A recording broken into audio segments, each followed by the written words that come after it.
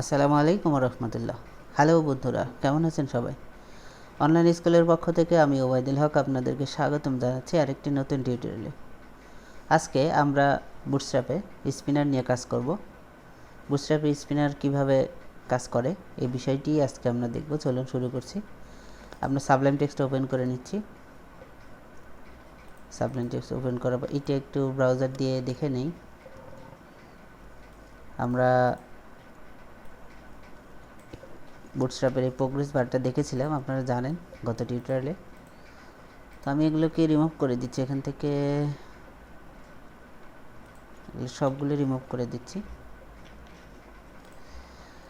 ওকে, তো আমরা শুরু করছি। তার আগে একটা কথা বারবার বলে নেই, যারা এই টিউটোরিয়ালটি সরাসরি দেখছেন তাদের জন্য গুরুত্বপূর্ণ কথা, সেটা হলো আমরা বুটস্ট্র্যাপের যেই ফাইল আছে সেটা এবং সিএসএস ফাইল এবং এখানে জাভাস্ক্রিপ্ট ফাইল আছে, যে কিউরি আছে, পপার আছে। তো এই কয়েকটা ফাইল অবশ্যই আপনি কানেক্ট করে নেবেন। এটা যদি আপনি দেখতে চান আমাদের বুটস্ট্র্যাপের প্রথম টিউটোরিয়ালটি দেখতে পারেন অথবা দ্বিতীয় টিউটোরিয়ালটি।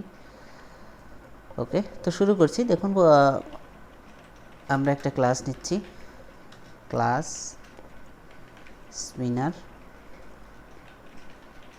Border role status. Okay, span class SR only. এখানে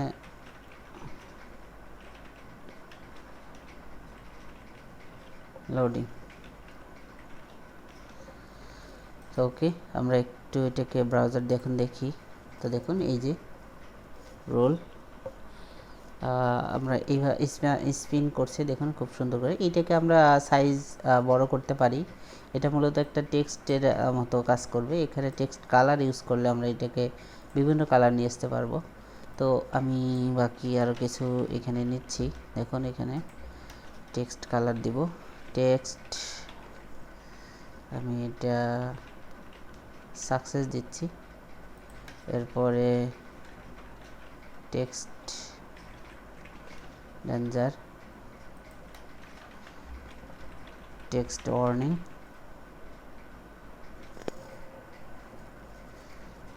এরপরে টেক্সট প্রাইমারি,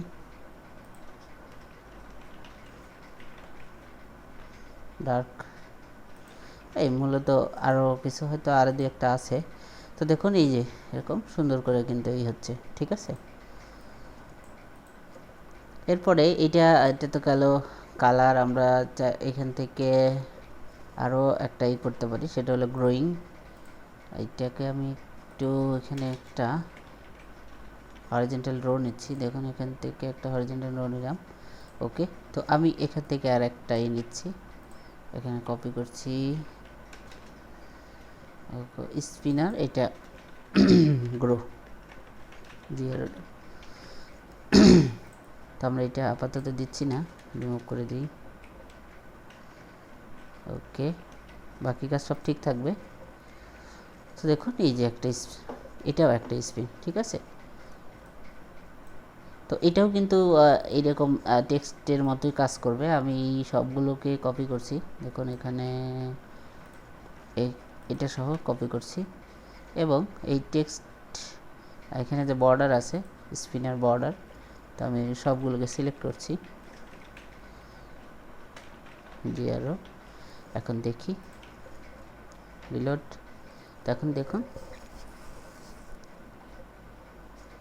আশা করছি আপনারা বুঝতে পারছেন। এরপরে আমরা এখান থেকে চাইলে অ্যালাইনমেন্ট দিতে পারি, টেক্সট অ্যালাইনমেন্ট, সেন্টার বা এই হিসাবে আমরা এগুলো দিয়ে কাজ করতে পারি। মার্জিন ইউজ করতে পারি, প্যাডিং ইউজ করতে পারি।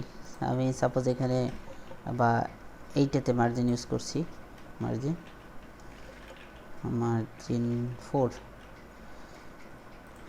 দিলাম। দেখুন এটা একটা অনেকখানি মার্জিন নিয়েছে, ঠিক আছে। প্যাডিং ইউজ করতে পারি, আমরা এখানে প্যাডিং দিলেও কোনো সমস্যা নেই। এরপরে আমরা এখান থেকে আরও একটা সুন্দরই করতে পারি ডিজাইন, আমি দেখাচ্ছি এখানে এইচআর। তো আমরা একটা ডিফ্লেক্সের একটা ক্লাস নিব, ক্লাস ডি ফ্লেক্স অ্যালাইন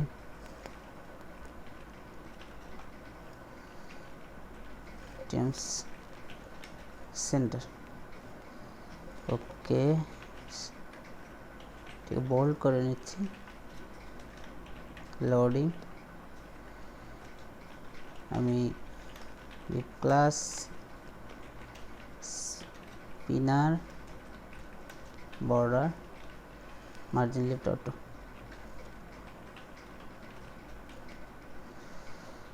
ওকে, রোল দিতে হবে স্ট্যাটাস,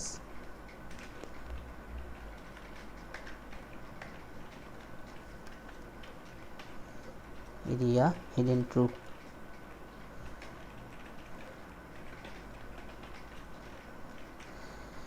দেখি রিলোড দিলাম, তো দেখুন এখানে লোডিং লেখা থাকলো এবং এর সাথে আমরা এখানে আমাদের একটা স্পিনার বা লোডার কাজ করবে। এভাবে আমরা এটা একটা ডিজাইন করতে পারি।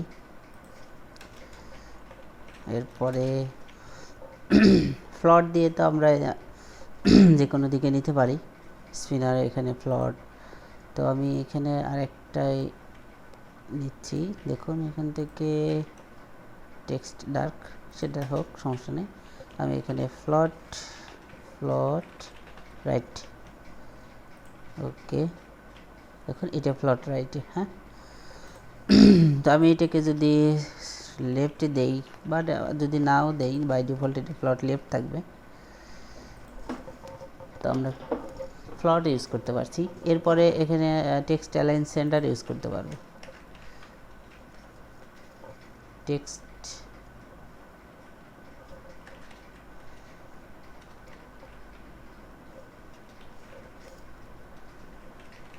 সেন্টার এইখানে কাজ নাও করতে পারে, আমাদের আরেকটা ডিবে উপরে এখানে আরেকটা ডিব নিতে হতে পারে। তো আমি এটাকে একটু রিলোড দিতে, হ্যাঁ কাজ করছে না। তো এখানে আমরা আরেকটা ডিব নিব যেটা টেক্সট সেন্টার হিসেবে কাজ করবে। বাকি এই কোডটা যেটা আছে এটাকে আমরা এর ভিতরে দিয়ে দিচ্ছি এবং এই টেক্সট সেন্টার আমাদের আর দরকার নেই। ওকে, তো এইটা টেক্সট সেন্টার মানে এটা টেক্সট হিসেবেই টেক্সট অবজেক্ট হিসেবেই কাজ করছে। এরপরে আমরা চাইলে এটাকে সাইজ কম বেশি করতে পারি, ছোট বড় করতে পারি। সাপোজ আমি এটাকে যদি ছোট করতে চাই, তখন স্পিনার বর্ডার আমি যেহেতু এটা গ্রো দিয়েছি, তো আমি এটাকে গ্রোই দিচ্ছি, গ্রো এলজি। যদি আমি এলজি দিই দেখি কি হয়, কিছু হয় না। আমি এখানে এসএম দিচ্ছি, দেখি এসএম, দেখুন ছোট, ঠিক আছে। এবং এটা আমরা যদি কাস্টম সাইজিং করতে চাই, তাহলে আমরা নিজস্ব যে ইনলাইন সিএসএস সেটা আমরা এখানে ব্যবহার করতে পারবো। সাপোজ আমি এটাকে স্টাইল ওয়াইড আমি একটু বড়ই দিচ্ছি, 50 pixel, height 50 pixel, wide height same দিবেন। ওকে, দেখুন অনেকখানি বড়, ঠিক আছে।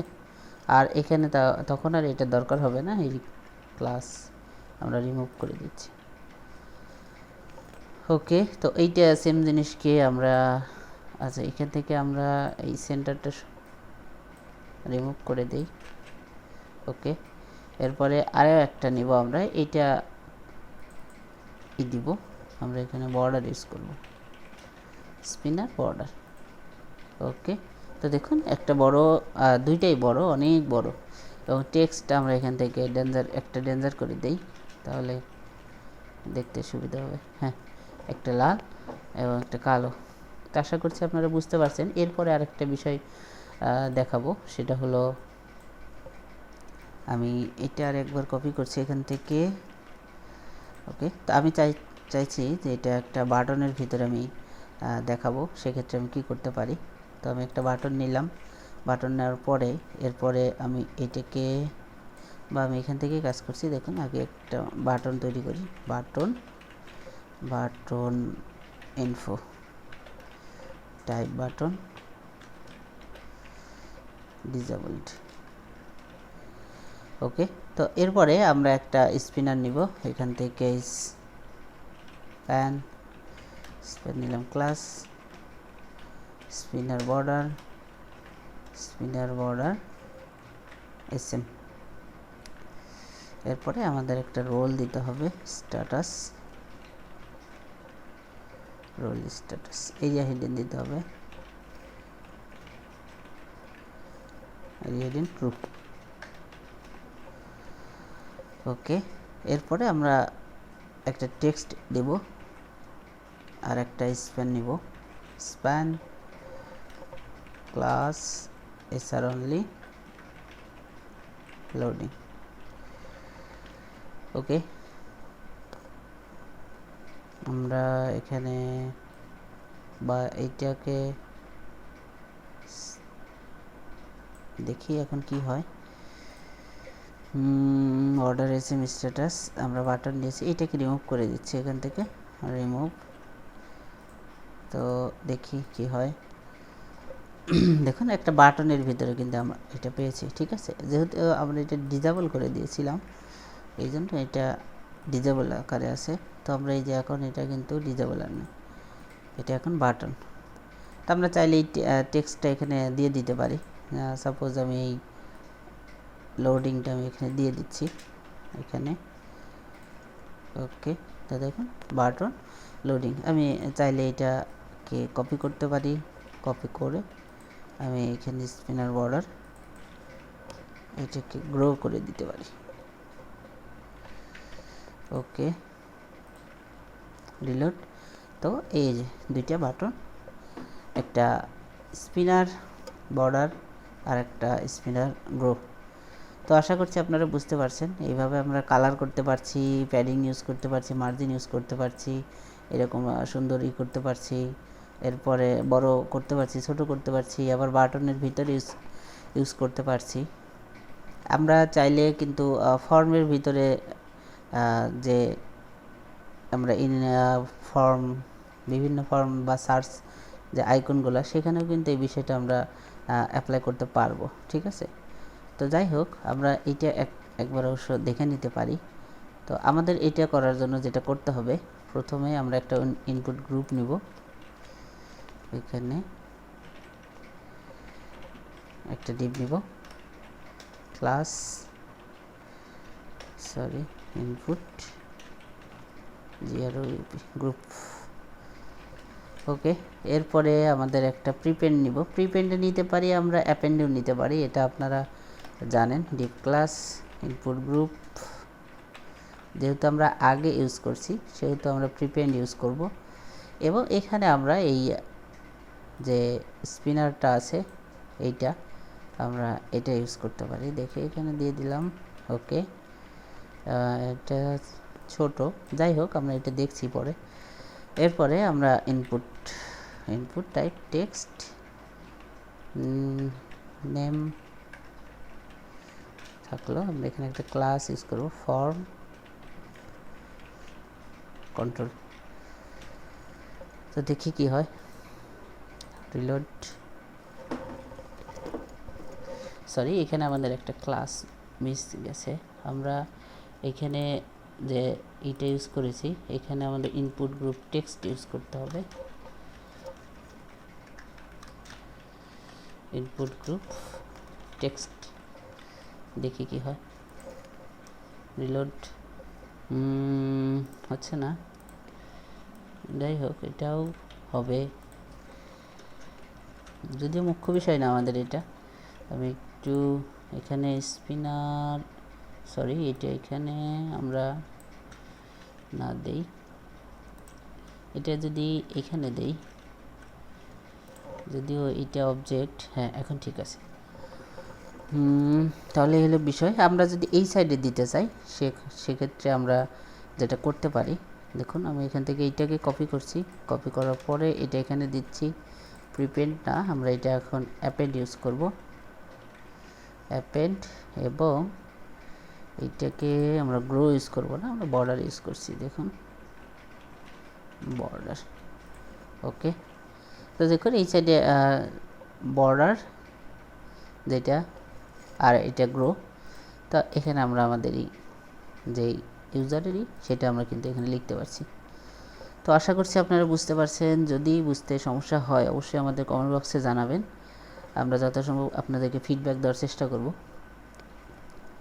আর আপনারা যারা নতুন আমাদের চ্যানেলে, অবশ্যই আমাদের চ্যানেলটিকে সাবস্ক্রাইব করবেন, যাতে পরবর্তীতে কোনো ভিডিও আপলোড দেওয়ার সাথে সাথে আপনি আপনার নোটিফিকেশন তা পেয়ে যান। আরেকটি বিষয় সেটা হলো যে আপনার যদি অবশ্যই মনে হয় যে আমাদের টিউটোরিয়ালগুলি কারোর জন্য উপকার হবে, সেক্ষেত্রে আপনারা আপনাদের ফ্রেন্ড সার্কেলের ভিতরে শেয়ার করতে পারেন। ধন্যবাদ, আজকে এ পর্যন্তই। আল্লাহ হাফেজ।